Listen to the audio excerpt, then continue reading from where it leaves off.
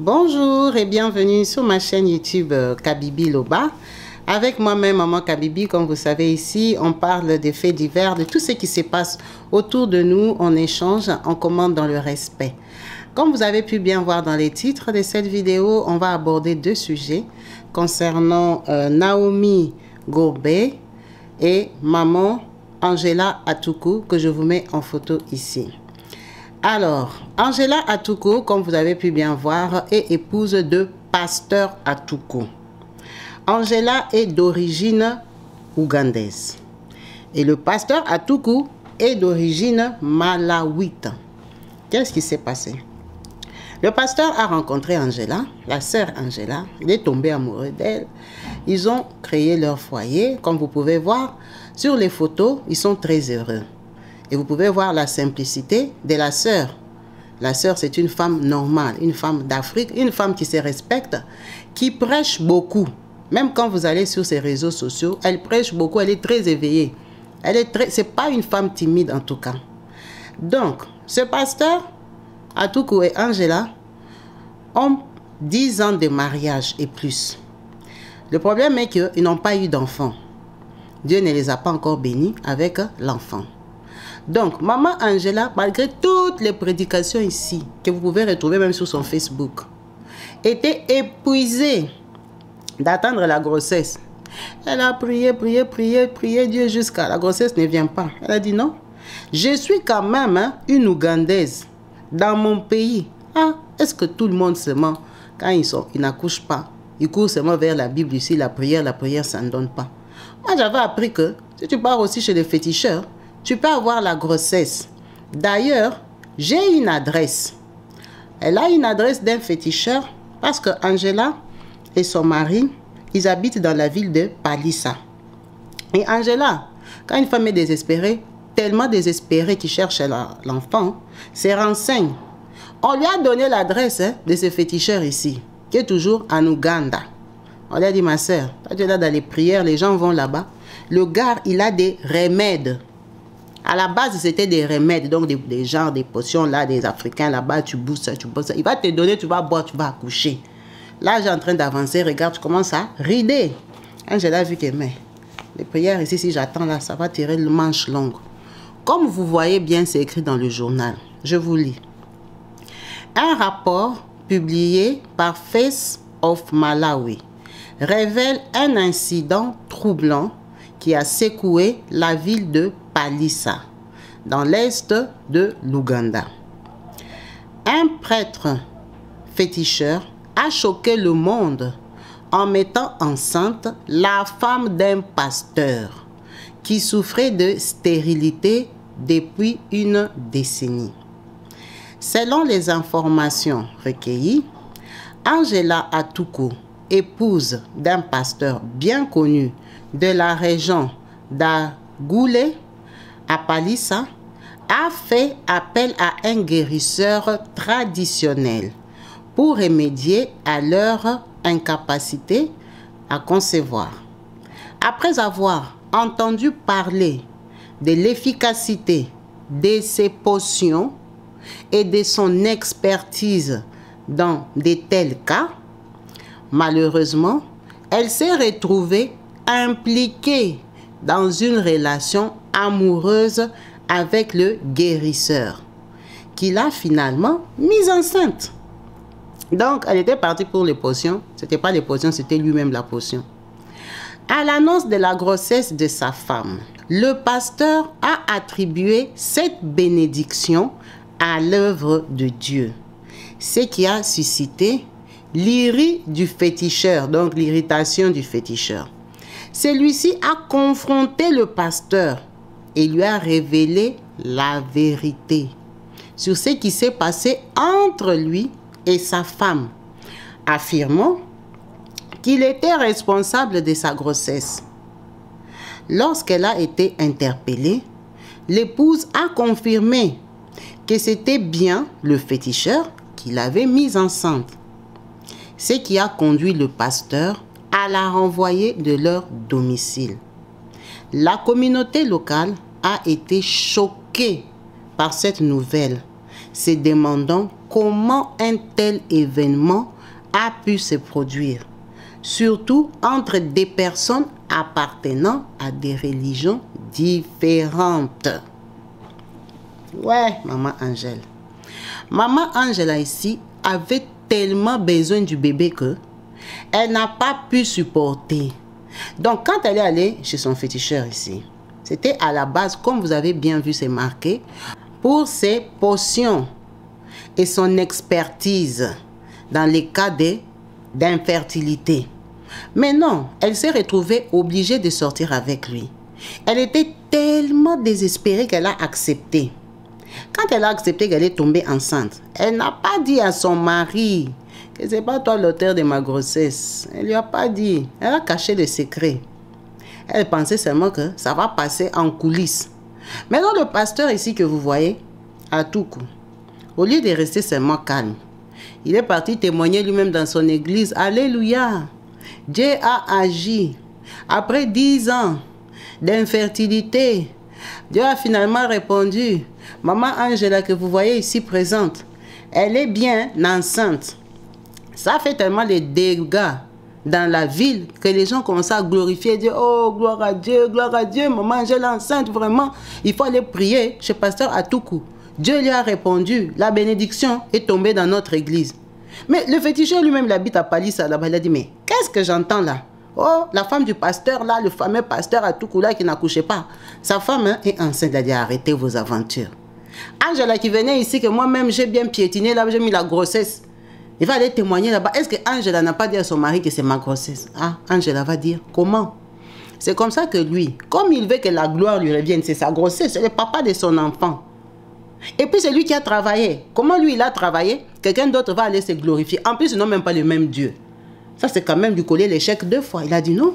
Moi, je suis le père de la grossesse d'Angela. Et puis, c'est moi qui ai travaillé. Ce n'est pas lui.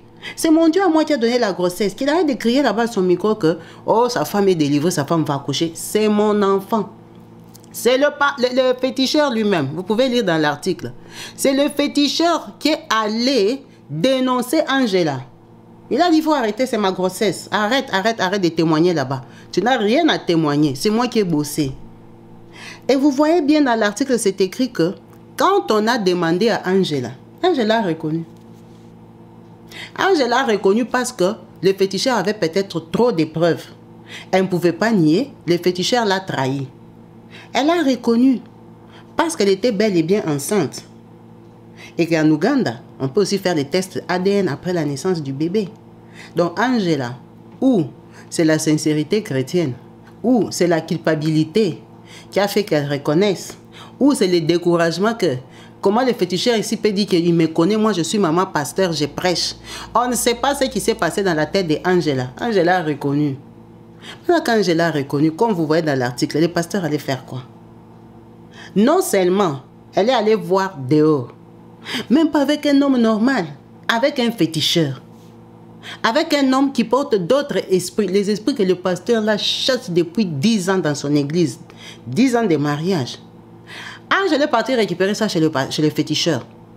Et quand elle va chez le féticheur, elle continue à s'accoupler avec le pasteur. Les femmes. Hey, qui a créé la femme? Angela sort avec le féticheur et le pasteur en même temps. Pendant que c'est connu que quand vous vous accouplez, vous devenez un. Donc Angela, elle était un avec un homme de Dieu et un avec un féticheur en même temps. Est-ce que vous vous rendez compte? Le pauvre pasteur.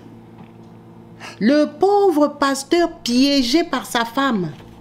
Le plus gros piège, la plus grosse trahison qu'un homme de Dieu n'a jamais eu.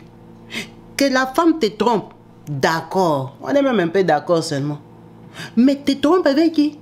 Un féticheur. Même pas un frère de l'église. Même pas un autre pasteur. Un féticheur. Donc toi tu combats les fétiches à l'église. Mais déjà comment la femme du pasteur a eu l'idée d'aller chez un féticheur? Les gens vont aux États-Unis, en Afrique du Sud, partout en Inde faire des inséminations. Où elle avait déjà fait tout ça là, ça n'a pas marché. Où les gynécologues aussi lui avaient dit que madame, tu n'as pas de problème. Angela avait quel niveau de désespoir pour perdre le mariage? Regardez la tête d'Angela, comment elle a la tête d'une bonne fille. d'une fille pieuse. Regardez le pasteur là, comment il est simple. Ce n'est pas un passe-temps beau gosse qui cherche l'argent, c'est quelqu'un qui prie Dieu. Il avait épousé cette femme ici après prière, ou il avait épousé seulement parce qu'elle était belle. Parce qu'Angela est belle. Regardez Angela. Elle est forme, c'est une vraie femme. C'est quand on commence à se poser la question, ces pasteurs ici, quand ils se marient vraiment, c'est Dieu qui leur révèle de prendre ces femmes-là où c'est eux-mêmes.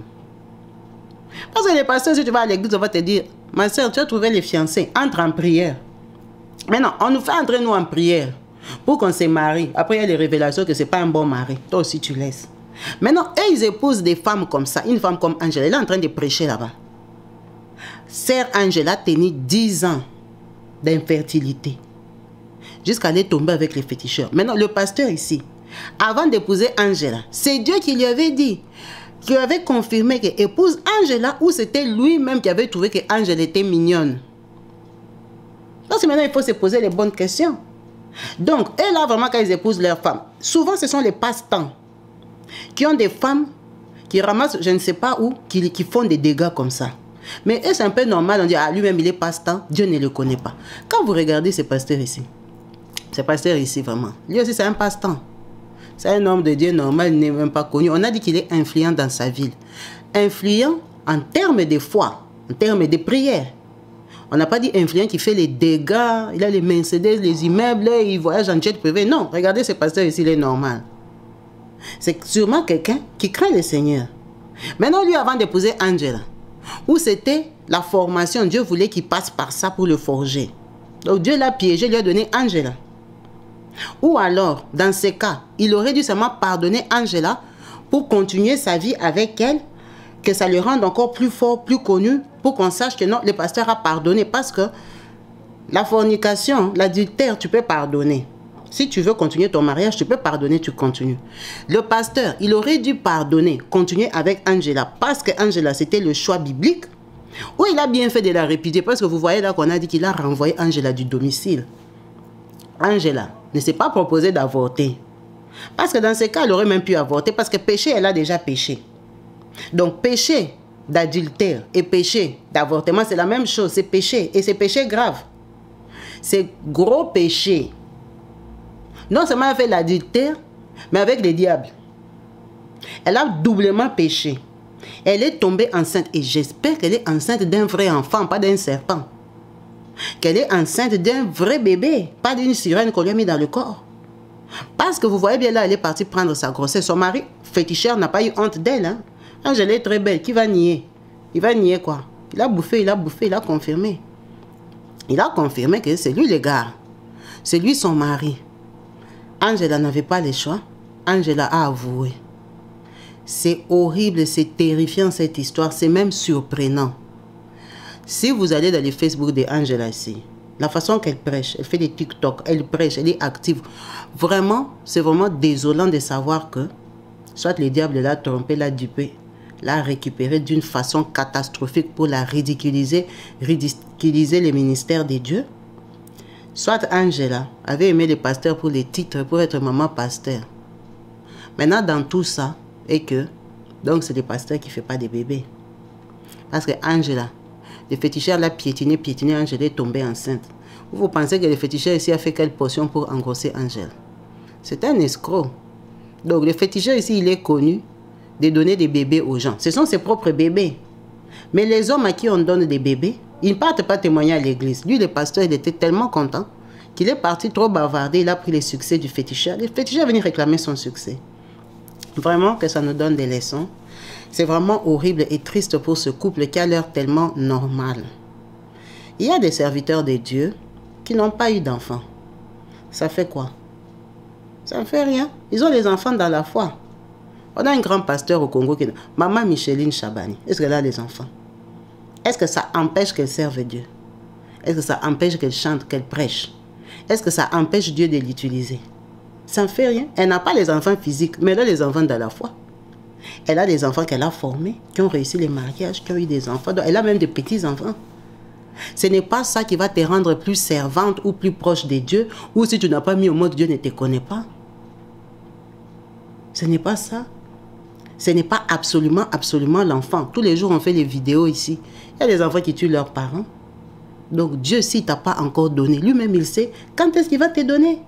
Ce n'est pas un drame jusqu'à aller sortir avec un féticheur. Ce n'est pas une femme de bar, une femme qui prêche la parole. Elle connaît la Bible par cœur. Parce qu'avant que le pasteur te choisisse, tu es déjà délivré toi-même, non? Tu pries. Plus 10 ans de mariage avec le pasteur. Donc dans sa bouche, dans sa tête, dans ses rêves, c'est Bible, Bible et versets bibliques. Mais elle est allée tomber avec un féticheur. C'est ce qui dérange. Ce n'est pas tomber seulement, mais avec un féticheur.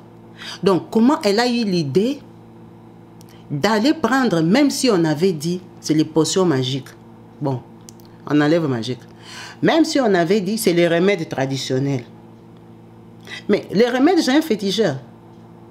Il n'y a pas de grand-mères là-bas en Ouganda qui font des trucs comme ça, non? Parce que quand elle partait là-bas, elle savait que c'est des remèdes sur lesquels on n'a pas prié, mais qu'on a invoqués. Bon, peut-être elle pensait que c'est les plantes. Mais quand elle est arrivée là-bas, elle a vu le gars ici. Le gars a commencé à la draguer. Elle avait l'esprit de Dieu. Donc l'esprit du gars ici l'a envoûté seulement directement, il l'a dominé. Donc elle n'a pas le feu. Parce que normalement le monsieur ici devait la chasser. Quand il est arrivé chez elle, il ne pouvait même pas avoir le courage de s'accoupler avec elle, de monter sur elle. Il ne pouvait pas. Il allait être neutralisé. Elle doit être remplie de feu. C'est une femme de feu, c'est une femme qui prêche, c'est une femme qui délivre. Donc elle, le féticheur ici, l'a draguée. Les premiers jours, je ne pense pas qu'elle a dit oui le premier jour. Donc elle est partie réfléchir. Elle était sous domination du féticheur, d'accord, mais quand elle est arrivée chez elle, elle et le pasteur, ils prient, non? Avant de dormir, avant de tout, ils prient. Donc, quand ils priaient là, Dieu ne descendait plus. Parce que tu pars, tu écoutes, tu comprends qu'en fait, il n'y a aucune potion, c'est lui-même. Tu rentres chez toi à réfléchir. Mais quand tu rentres chez toi là, tu ne pries plus. Ou son mari ne priait plus. Dans la maison, il y avait déjà 2 esprits. Elle était trop envoûtée. Mais comment on l'a envoûtée facilement comme ça? Où elle était tellement désespérée, elle a dit, pardonne-moi, 10 ans de mariage, c'est un bébé, vraiment, je n'en peux plus, je suis fatiguée, Seigneur, pardonne-moi, c'est moi, je veux l'enfant. On l'a chassée avec sa grossesse. Maintenant, elle sera femme seule avec enfant. Parce que le féticheur ici, il a beaucoup d'enfants qu'il a déjà fait auparavant. Vous voyez, dans les trucs qu'on a dit, il est reconnu pour ses potions. Ces potions-là, c'est lui-même. Il n'y a pas de potions, il va te laver et tout ça, et puis lui-même va rentrer, va te mettre enceinte. Il a les capacités d'engrosser les femmes des gens.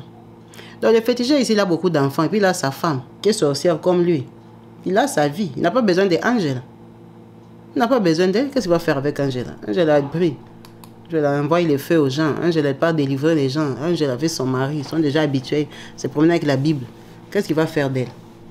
Il a seulement aidé. Sûrement qu'elle a même payé l'argent. Mais c'était un féticheur touba, qui n'a pas sa langue dans la poche. C'est pour ça que quand vous allez faire des choses comme ça, il faut vous rassurer du comportement de la personne chez qui vous allez vous confier. Si c'est quelqu'un qui bavarde et tout, il a trop de copains dans les quartiers, il ne faut pas aller là-bas. Comme vous aimez aller faire les fétiches là, il faut savoir, les féticheurs là, ils habitent où? Oh, les féticheurs habitent au centre-ville. Ah, au centre-ville, tout le monde passe. On va te voir rentrer là-bas. Et puis ses amis aussi sont au centre-ville. Il va aller te critiquer. Il faut aller loin. Parce que Angela, elle était partie loin. Quand son mari allait témoigner au micro, le féticheur n'allait pas être au courant. Il allait tricher, ça allait passer. Mais je crois que c'est le Dieu de son mari qui l'a mis à nu. Il a voulu peut-être sauver la vie de son fils. Elle était avec une très mauvaise femme. Très mauvaise épouse. Une épouse qui avait déjà changé. En fait, cette femme, pour arriver chez les féticheurs, elle avait déjà péché elle-même dans sa tête, mentalement. Elle ne cherchait plus l'enfant chez Dieu.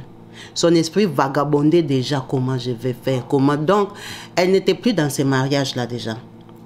Elle cherchait la solution toute seule. Elle avait déjà enlevé Dieu dans sa solution parce qu'elle avait vu que 10 ans, c'est trop. Je ne peux pas te prier plus de 10 ans. Tu attends quoi pour me donner l'enfant? J'ai déjà prié 10 ans, ça suffit.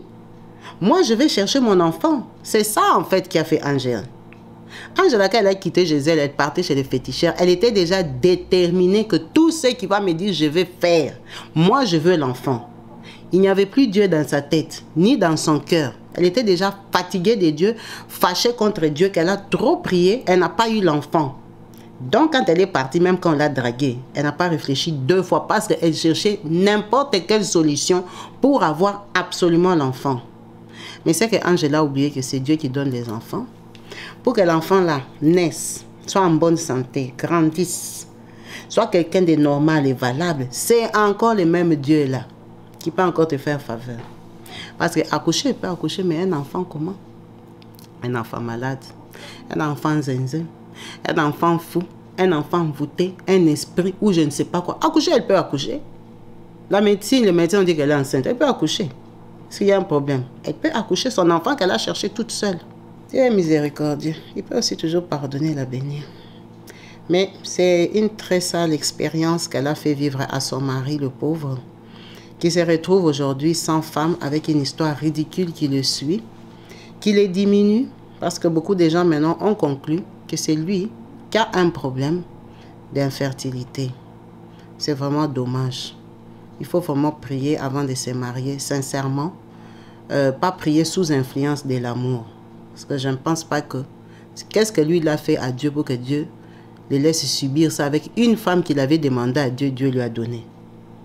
C'est peut-être lui-même qu'il avait déjà choisi. Dans sa prière, il était déjà disposé à ce qu'elle soit sa femme et que Dieu dise oui. Que ça donne des leçons à nous tous. Pour les gens qui cherchent à se marier aujourd'hui, il faut vraiment bien réfléchir. Être sûr de l'engagement qu'on prend. Être sûr que quand on va signer, on dit les meilleurs et les pires. Dans les pires, là, il y a beaucoup de choses. Il y a manque d'enfants, manque d'argent, manque de chance, manque de tout ça là-bas. Donc, il faut être disposé aussi à se battre ensemble, à se supporter ensemble.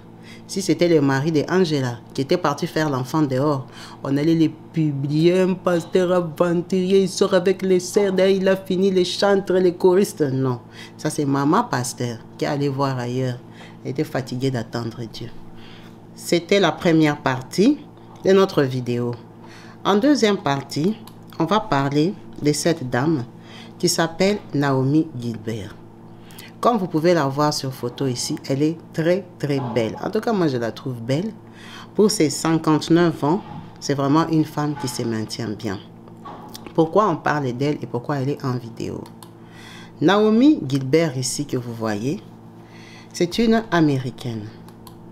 Une Américaine qui était venue en vacances au Ghana il y a 17 ans. Elle est tombée amoureuse du Ghana, elle a aimé le Ghana. Oh, le Ghana c'est beau, il fait beau vivre. Moi, un jour, je viendrai vivre ici. Quand elle retourne aux États-Unis, elle travaille, elle fait sa vie normale. Elle a l'opportunité d'entrer dans un organisme humanitaire. Elle va s'inscrire là-bas, elle commence à travailler avec eux. Elle décide d'aller travailler en Afrique, au Ghana, avec un organisme humanitaire. C'est pour ça qu'elle est venue à 59 ans. Parce qu'elle a déjà bien cotisé là-bas, c'est par choix. Ça lui plaisait. Elle a dit, bon, moi je vais aller vivre en Afrique, au Ghana. Quand elle arrive au Ghana, elle s'installe à Accra. Elle achète sa voiture. Belle voiture. Et cet organisme-là lui donne aussi une voiture. Donc Naomi a 2 voitures. Comme elle est en Afrique, les voitures là sont des 4x4. C'est des grosses voitures. Elle est américaine, elle a un certain rang, elle a l'argent. Vous pouvez voir comment elle brille. Quand elle arrive au Ghana, elle habite en maison. La vie qu'elle voulait, simple, l'Afrique et tout. On lui donne les travailleurs. Quand on lui donne les travailleurs, elle demande aussi d'avoir les chauffeurs. Maintenant, le monsieur ici, c'est pas lui le chauffeur. Lui, c'est le travailleur gardien de la madame. Il s'appelle Wisdom. Wisdom ici que vous voyez a 37 ans. Mais par contre, vous voyez qu'il est assis dans une belle maison quand même. C'est dans la maison de Naomi à Accra. C'est là qu'on lui a fait ces photos ici. Wisdom était le gardien. Mais Wisdom a commencé à calculer Naomi. Naomi n'a pas de copains. Alors, quand il calcule Naomi, elle a 59 ans. Wisdom, il est pas mal. Vous voyez que Wisdom, il est un peu propre quand même, il est présentable. Naomi a accepté. Elle a commencé à avoir une aventure avec Wisdom. Un bon Ghanéen, elle goûte un peu la jeunesse et tout ça. Waouh! L'Afrique, c'est succulent. Mais Naomi, elle n'est pas riche. C'est seulement une Américaine qui est soignée, qui aimait le Ghana. Si elle avait un 4x4, c'est parce que les voitures ne coûtaient pas cher. Si on lui avait donné une voiture là-bas, c'est parce que par rapport à sa fonction. Mais ça ne fait pas d'elle d'une femme riche aux États-Unis. Non, elle n'était pas riche. Maintenant, Wisdom, lui, quand il a vu qu'elle était américaine, il s'est dit, hey, je veux voir New York. Il faut que je gratte bien la maman ici, qu'elle m'aime, qu'elle me donne l'argent. Vous voyez, quand les gens viennent travailler en Afrique pour les organismes internationaux, on ne sait pas combien ils gagnent. Bon, même si on te dit qu'ils gagnent 4 000 $, tellement que toi tu vis avec 100 $, tu as l'impression que c'est beaucoup d'argent. C'est pas beaucoup d'argent pour lui. Donc, Wisdom avait beaucoup de calculs sur Naomi. Wisdom était très gentil avec elle. En tout cas, le chauffeur a témoigné qu'il s'entendait bien. C'est le chauffeur qui a témoigné tout ça. Wisdom a commencé à forcer Naomi. Naomi était dure financièrement avec lui. Vous voyez même comme il est habillé là. Ce n'est même pas une jean des États-Unis. Ça se voit que ça, c'est les jeans des Chinois. Il a fait seulement un petit style. Wisdom essayait de tirer l'argent à Naomi. Naomi bloquée. Naomi, ce n'était pas une mougou. Naomi, ce n'est pas une bête femme. Naomi a dit que c'est toi qui m'as suivi. Tu me donnes, je te donne. Mais moi, je ne te donne pas tout. Moi, je vais vivre de quoi? Maintenant, Wisdom a changé de stratégie. Il a dit il va se marier avec Naomi. Il a proposé à Naomi un mariage. Comme Naomi, elle a accepté. Elle a 59 ans, Wisdom, la drague, elle accepte. Elle sort avec lui et tout. En cachette, hein, seulement dans sa maison là-bas. Il lui a proposé un mariage. Naomi a refusé. Parce qu'on ne sait même pas si elle était venue pour finir sa vie là-bas ou pour expérimenter seulement 2-3 ans de vie au Ghana et puis partir parce que c'était son délire. Naomi a refusé de se marier. Elle a dit non. Moi, j'aime ma liberté. J'aime mon célibat. Oh, moi, je ne cherche pas un mari. Est-ce que moi, je cherche un mari? On est déjà amis comme ça, Wisdom. Je te paye ton argent. Je te dépanne l'argent du copinage. Maintenant, le mariage, encore papa en Afrique, c'est quoi? Moi, je ne veux pas me marier. Wisdom a demandé une voiture à Naomi parce qu'elle avait 2 jeeps. Naomi lui a dit, l'autre voiture ici, c'est la voiture du travail. Je ne peux pas te la donner. Mais celle-ci, c'est la mienne. Si tu veux, tu peux la conduire.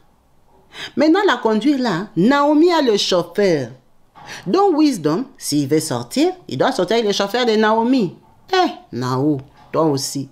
Un garçon comme Wisdom, comme ça, est-ce qu'il a besoin d'un chauffeur?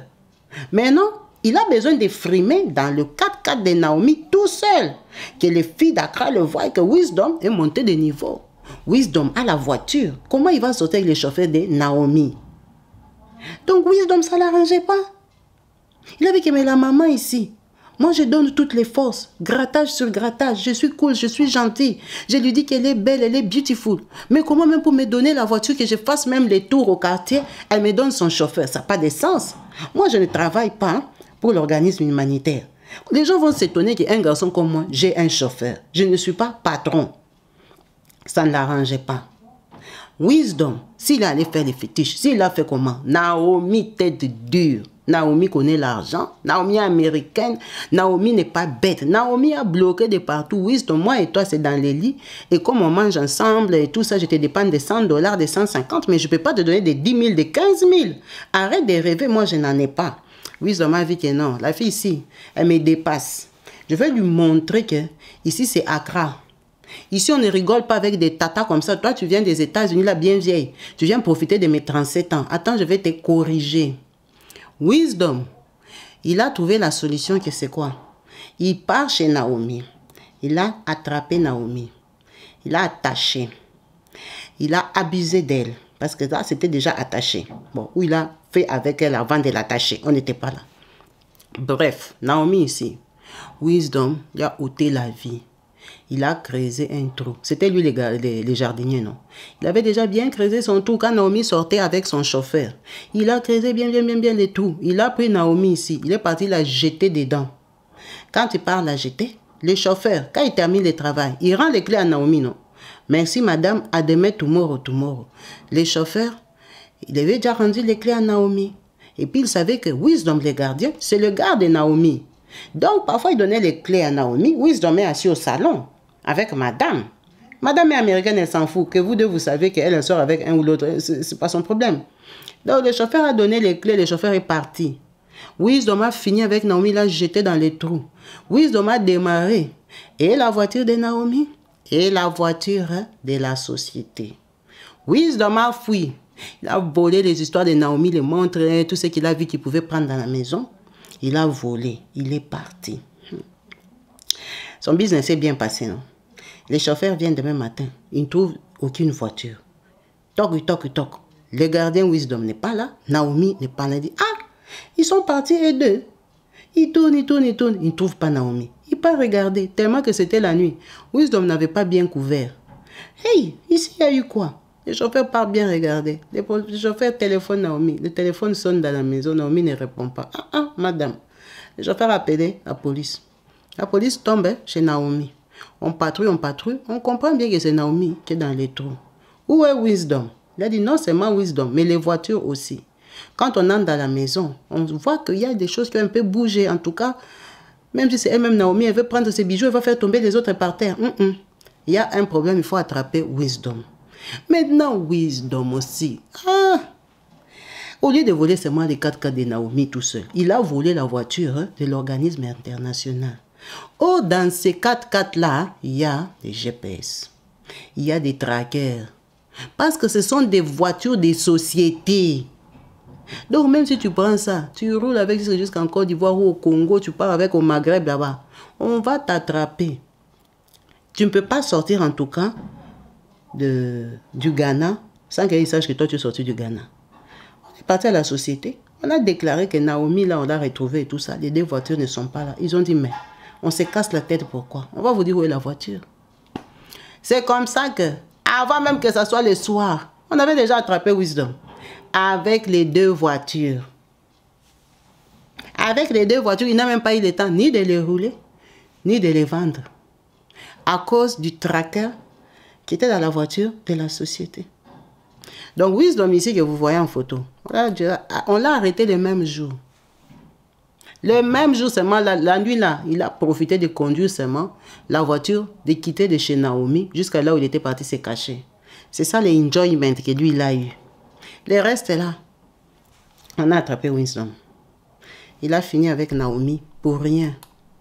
Pour rien, quelqu'un qui avait le rêve de venir travailler au Ghana. On a interviewé sa famille. Ils ont dit qu'elle aimait beaucoup les Ghana. Pendant qu'elle avait été au Kenya, elle avait beaucoup voyagé en Afrique, mais elle avait flashé sur les Ghana. C'est ça qu'on dit que parfois, ta mort t'appelle. Ton esprit va aller caler seulement un endroit où en fait c'est là qu'il y a ta destinée. C'est là que tu dois finir. Elle a patrouillé toute l'Afrique, cette dame. Elle avait beaucoup voyagé. Mais pourquoi le Ghana, on ne sait pas. Qu'est-ce qu'il y a de différent au Ghana, on ne sait pas. C'était la mort qu'il appelait au Ghana, peut-être. Parce qu'au Ghana, là, elle n'a même pas fait 2 ans. Elle s'est amourachée de son gardien, qui n'est pas mal. En tout cas, il n'est pas mal. C'est un homme. Hein? On ne va pas l'insulter parce qu'il était gardien. Bon, il était aussi gardien d'une Américaine. Hein? Ce n'était pas comme un gardien de... Vous voyez, elle avait pris un homme costaud, fort et tout ça, hein, qui peut la défendre et tout. Il est comme un Américain même lui-même. Et puis, il est pas mal quand même. C'est un bel homme. Donc, elle avait pris Wisdom. Mais elle avait oublié qu'elle a une petite taille comme ça, que c'est une femme, qu'elle est étrangère et que pour Wisdom, elle était trop riche. Il a fini avec son rêve, il a fini avec son travail, avec ses opportunités. Il n'aura rien parce qu'il n'était pas son mari, il n'était pas paxé, il n'était même pas son copain officiel. C'était juste un plan qu'elle s'est tapé chez elle, tranquillement, en douce. Elle vivait sa vie à l'américaine, femme seule, je sors, je travaille et tout ça. J'aide l'Afrique comme elle voulait, comme elle le souhaitait. Malheureusement pour elle, ça s'est fini en drame. En tout cas, restons prudents sur les décisions qu'on prend. C'est vrai qu'il y a beaucoup de femmes matures qui ont un faible pour les jeunes. C'est un choix de vie, mais il faut être conséquente. Si c'est possible de les faire avec un jeune qui a tes moyens, tant mieux. Mais il faut savoir que tous les jeunes qui viennent, la plupart du temps, chez des femmes matures comme ça, c'est pour un intérêt financier d'abord, avant que ce soit l'amour. Parce que en termes d'amour, cette femme est très belle. Il n'y a pas de raison qu'on ne l'aime pas. Ça ne se voit même pas qu'elle a 59 ans. Ça se voit, c'est une femme maniaque qui prend bien soin d'elle et tout ça. Donc, on pouvait l'aimer juste parce qu'elle est belle. Mais quand l'homme est très jeune, il y a quand même un intérêt derrière. Il faut assurer sa stabilité financière. Si tu sais que tu es radine ou tu sais que tu n'en as pas, Faut pas aller t'aventurer avec des aventures comme ça. Si toi, tu aimes trop les jeunes, paye-les par nuit. Et puis, vous terminez l'histoire là. Faut pas le prendre, tu le fais qu'il devienne ton garde de tous les jours, quand toi, tu sais que tu n'as pas l'argent. Des vies comme ça, il faut laisser aux gens qui s'en sortent. Et aux gens qui ont la main facile. Parce qu'il n'y a rien pour rien sur cette terre. Que ce soit les jeunes filles qui vont avec les vieux là, c'est parce qu'il y a l'intérêt. On les publie tous les jours si on rigole. Alors, pourquoi chez les hommes, ça sera différent? Il y a les filles qui ont 25 ans, qui ont 27 ans, qui sont aussi belles. Pourquoi lui va les laisser pour te suivre, toi tu as 59 ans, et puis il ne gagne rien de financier derrière, ni maison, ni voiture. Qui peut accepter de sortir avec une Américaine? Ce n'est même pas une Ghanéenne, une Américaine. Et puis tu n'as rien. Qui peut accepter ça? Donc il faut être conséquent. Tu es là, tu es en France, tu vas aller en Côte d'Ivoire, tu vas aller au Cameroun, te taper un beau gosse. Mais tu n'es pas une Camerounaise du Cameroun, tu es une Camerounaise de Paris, de Londres, des États-Unis. Donc lui, il te voit différemment. Lui, chez toi, il veut être gagnant. Il faut que ses amis disent, ouais, le gars sort avec une dure fille. Sa vie a changé. C'est pareil, c'est exactement ça qui est arrivé à Naomi. C'est la même chose. Donc ça peut arriver à toute femme qui quitte l'Europe, qui va s'aventurer en Afrique en se disant qu'il n'a rien et tout ça, je vais lui donner 200. Tu lui donnes 200, il prend, mais il faut savoir que lui calcule les 20 000 aussi. Il calcule acheter une parcelle, il calcule construire un immeuble, acheter une maison. Parce que toi, tu es en Europe, toi, tu es la riche. Il ne va pas perdre son temps avec toi. C'est différent.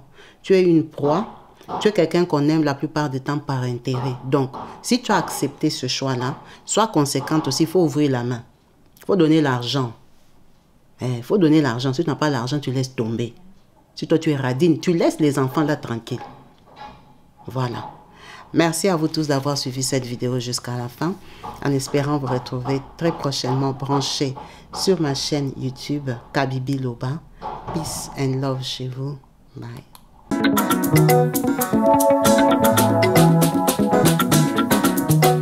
Partout dans le monde, sans exception, abonnez-vous sur la chaîne YouTube Kabibi Show TV.